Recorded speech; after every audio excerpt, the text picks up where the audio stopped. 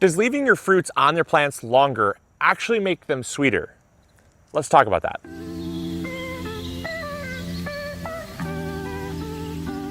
So nearing the end of the season, this topic really comes up pretty frequently. Fall time, people are pulling out their crops, they're pulling out their gardens and getting ready for winter. And inevitably what happens is you're pulling out plants that have fruits on them, but they may not be fully ripe yet.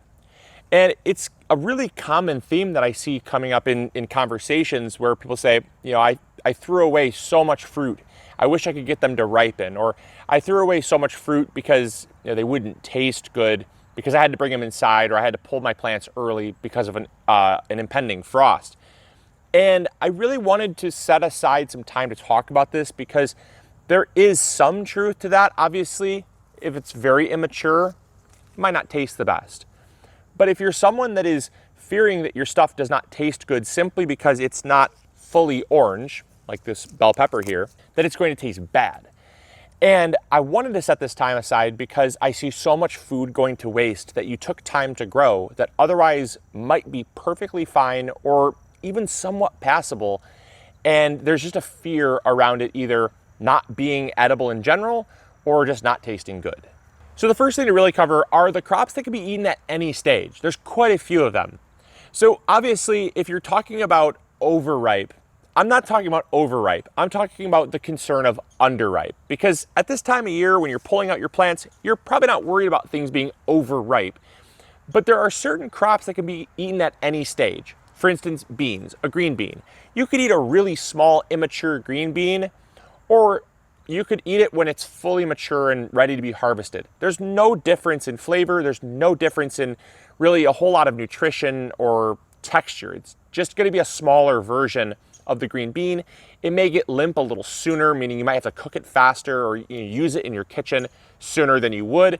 But other than that small difference, a green bean is going to be a green bean. Peppers, for instance, if you have a pepper that is immature like this, I mean, it's a pepper. It doesn't taste great because it's super immature, but it tastes like a pepper. Am I gonna die? No, I'm not. It's still edible, it's still a pepper. It can be consumed at any stage of maturity on the plant, and it's fine. Same thing with zucchini. Zucchinis, you can eat a super small zucchini, and it's still gonna be zucchini. It does not change the edible nature of it just because of that. Peas are another example. Onions, also another example. There's so many crops that fall into this category that are edible at any stage that you don't really have to worry. Lettuce, right? Spinach, kale, any of your leafy greens, you can eat them at any stage, whether they're teeny tiny or fully sized, does not matter. So those are ones that are extra safe because you know that you're basically going to be getting something that's good right away. Now, there are certain crops that are not good right away, and those crops are ones that they develop more flavor and they might be very unpalatable early on. Things like eggplants, right? You want to let eggplants develop. You want to let tomatoes develop. If they're super green, really immature, they're going to taste terrible. Those are crops where if they're not starting to blush, which is what we'll talk about next, if they're not starting to blush, you may just want to compost them. There's one additional crop that I didn't mention that I think is really important to mention that you can eat at any stage, and that's cucumbers. You can eat a teeny tiny little cucumber, or you can also eat a full-size cucumber. It's really not going to matter. All that matters is the size of the seeds and the thickness of the skin. They're very tender and very delicious when they're young, and so if you have a bunch of cucumbers, go ahead and eat them. But the next thing that I really wanted to talk about was blushing fruits, because blushing fruits is the process of the fruit ripening.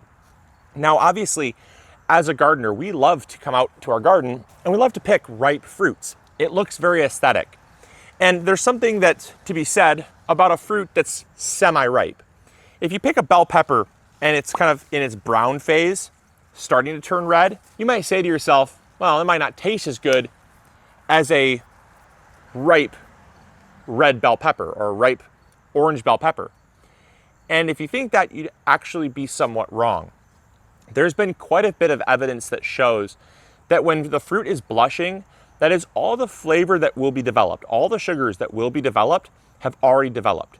Same thing goes for tomatoes.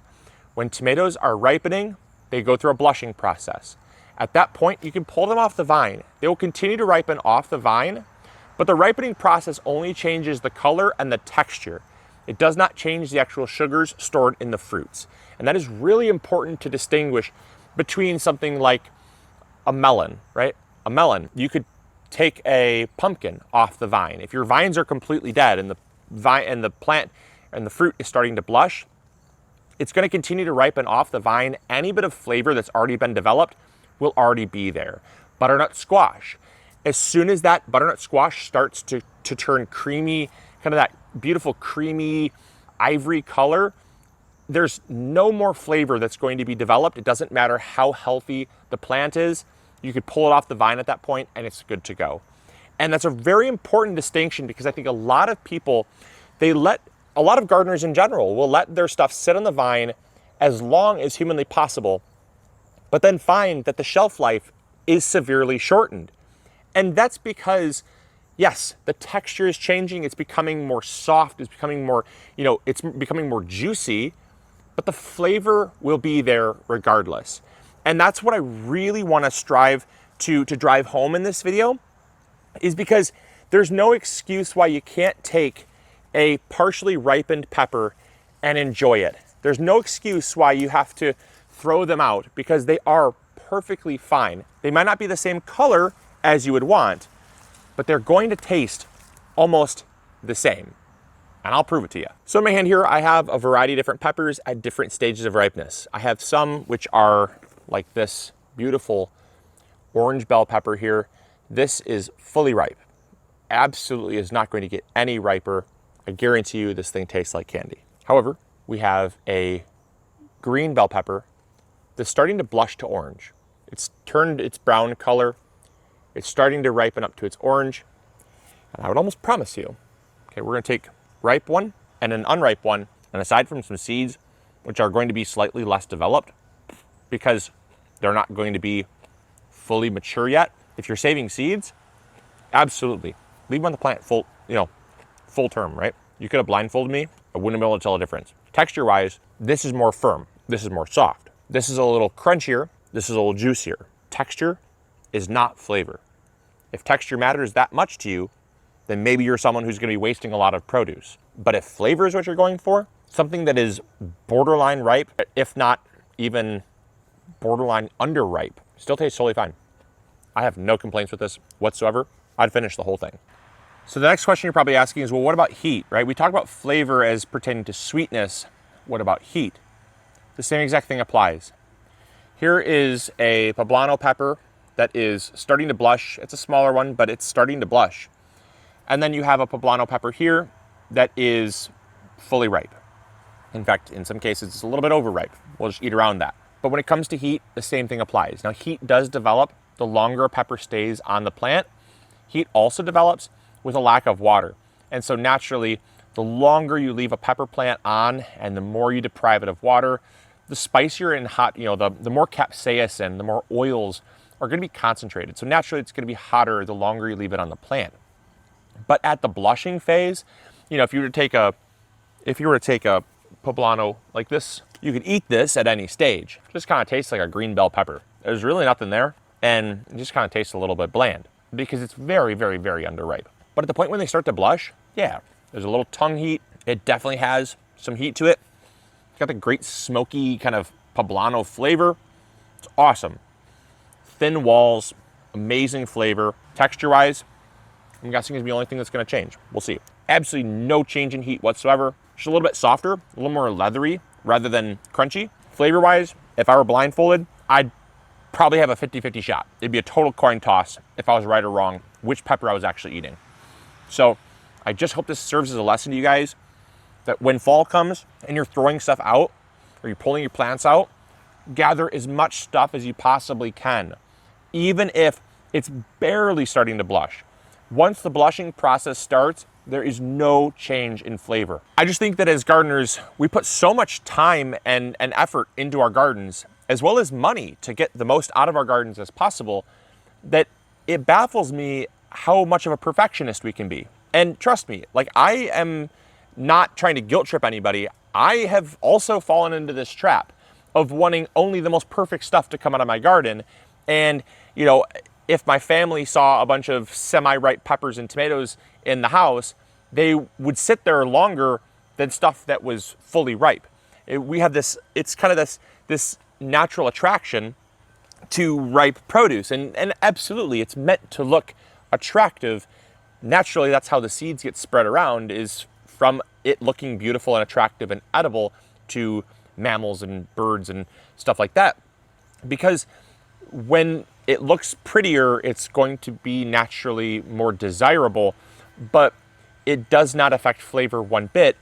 But we set them on the countertop and just treat them like they're the ugly stepchild when they taste just as good.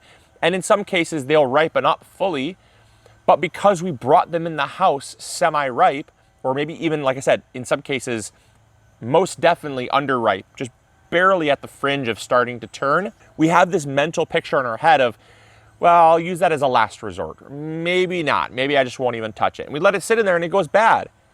And if you're not in that camp, congratulations. I am raising my hand. I have done this so many times.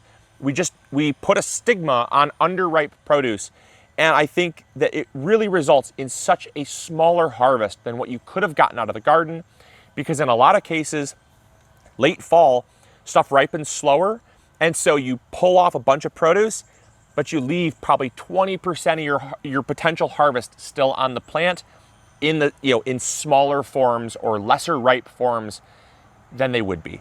And so I hope you guys enjoyed. I hope you all learned something new. If you did, make sure to hit the like button, subscribe if you haven't already. And if you're curious and you are wanting to try this, let me know in the comments box below what you found, if I was leading you astray or not. I can tell you, I definitely was not, and I don't plan on it, but I just want you guys to get more out of your gardens. And this is such a simple way to get more out of your gardens because it's already in your garden. So I hope you guys enjoyed. And as always, this is Luke from the MIgardener channel, reminding you to grow bigger. Take care. Bye. Hey, thank you so much for watching today's video. I really appreciate it. If you enjoyed, consider clicking this one. You'll probably enjoy it just as much. I want to thank you for your viewership, because without it, this channel would not be as amazing as it is. Also, if you haven't subscribed, consider subscribing. It's free, and we upload videos every Monday, Wednesday, or Friday. We also have vegetable seeds, fertilizer, or tools. If you need any of those, consider visiting MIgardener.com. Links will be in the description box below. We've got you covered. And as always, we'll see you all in the garden. Take care. Bye.